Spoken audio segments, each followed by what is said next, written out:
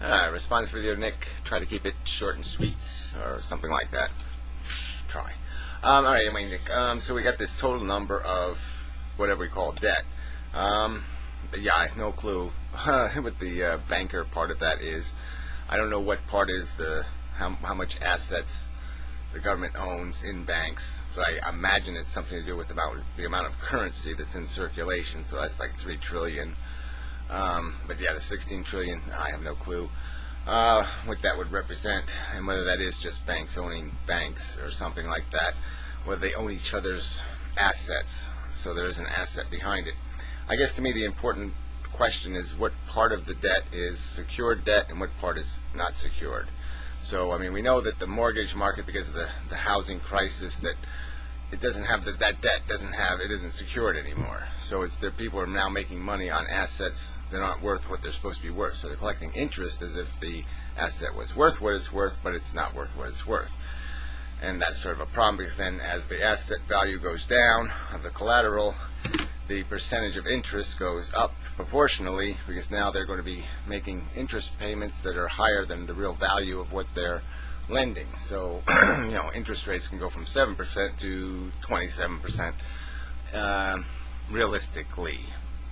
But anyway, the important debt to me is the completely made up debt, where you create an IOU that has no asset value. So if the government borrows $1 trillion and then they spend it, but they don't buy anything with it, they just squander the $1 trillion, then no asset's been created, and there's an IOU for an asset that doesn't really exist. There's $1 trillion worth of stuff the government was supposed to buy with that money, but because the government is buying services and like a liver transplant for a homeless man or something, when you try to go back to transact to pay it back, you don't have an asset to give back to pay it back because there's nothing. You didn't do anything productive with the money.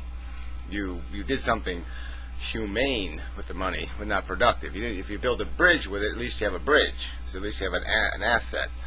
But obviously the government doesn't spend the money with the intent to make a profit, so it's not going to be able to pay the interest anyway.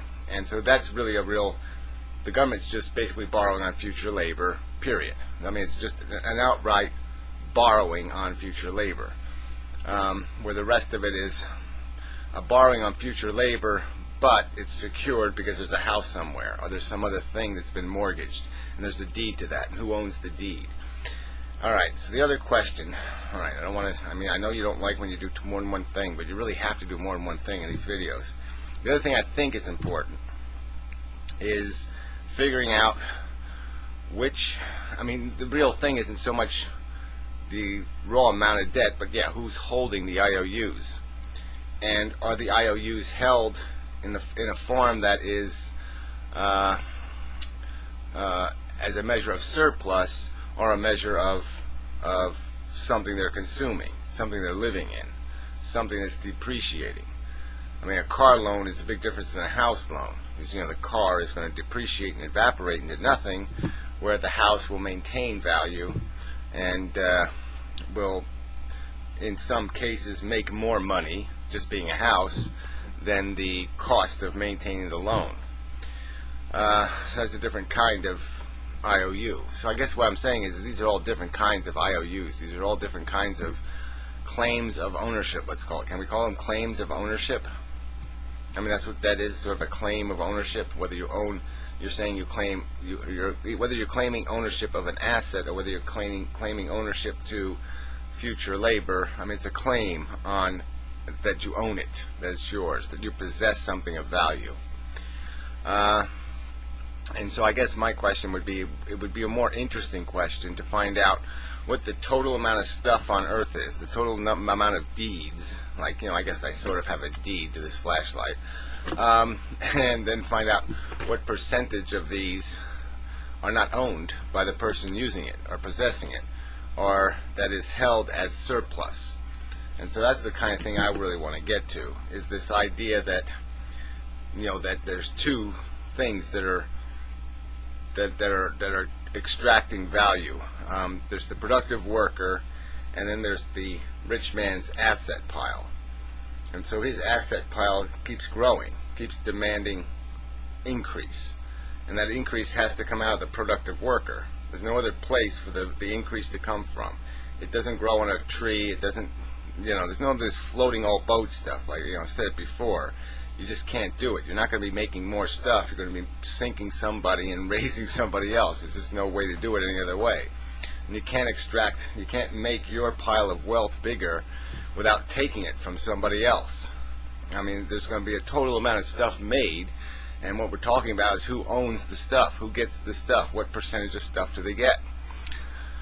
Alright, so the third point I'll get to, the third way of approaching this, is the way I would prefer to approach it, sort of, is to go back to the original equation. You have one person and you have another person.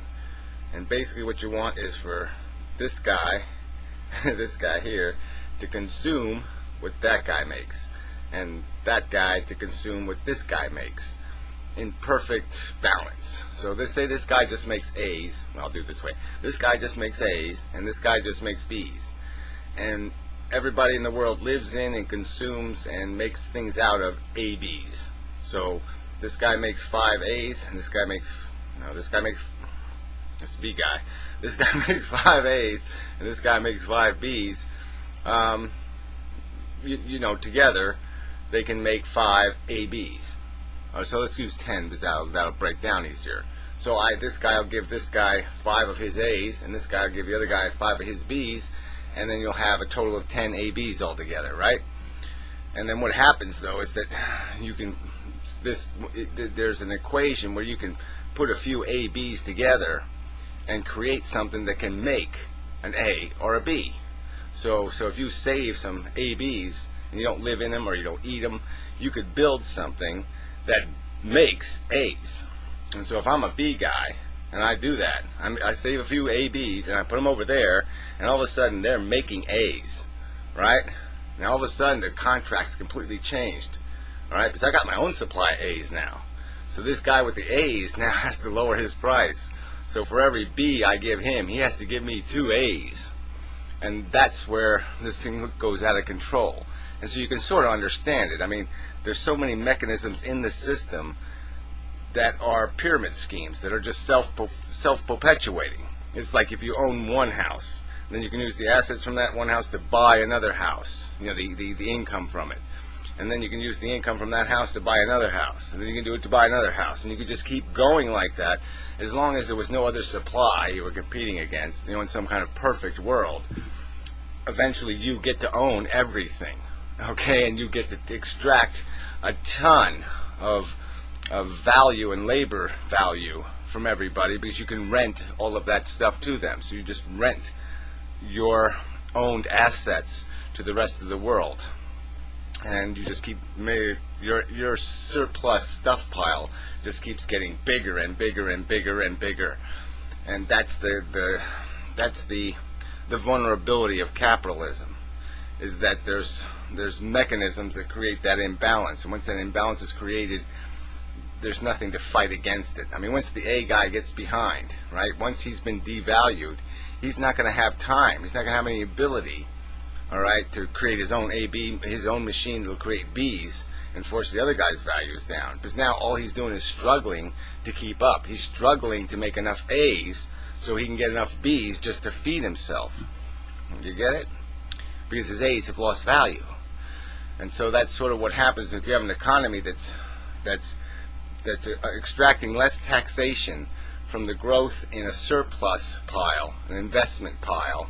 If it's extracting less taxation from that increase, then it's extracting taxation from the workers' productivity. It's not going to win. Okay, that can't go anywhere but disaster. That can't go anywhere but monarchy, because the rich are going to get richer and richer and richer and richer, and the workers are going to get poorer, poorer, poorer, and poorer. So anyway, I think we'll leave it at that. But I'd really like to I have to draw a picture. It's going to really take drawing pictures, I think, ultimately. But I'd like to get to the basic mechanics of it. It really is about this consumption and production thing, and this third entity that decides what gets produced. And should that third entity be a player, or should it be somebody who wants to just help both A and B guy? Should the C guy be somebody that's selfishly trying to get its own gain, Or should he just be an umpire between A and B? Yeah, good enough.